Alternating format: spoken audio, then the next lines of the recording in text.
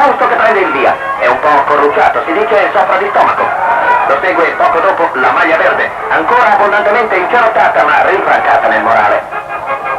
Basterebbe osservare il sorriso di tranquilla sicurezza con cui Guerra lo segue da bordo dell'ammiraglia per capire che Ugo è pronto a giocare la sua carta. I due campioni si impegnano a fondo, consci che la tappa può avere grande importanza ai fini della classifica.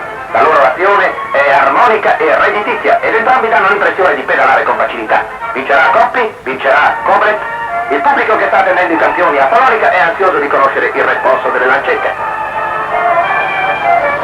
Negli ultimi chilometri lo svizzero aumenta il ritmo della pedalata e qualcuno lo voleva morto. Quello è un morto che vola.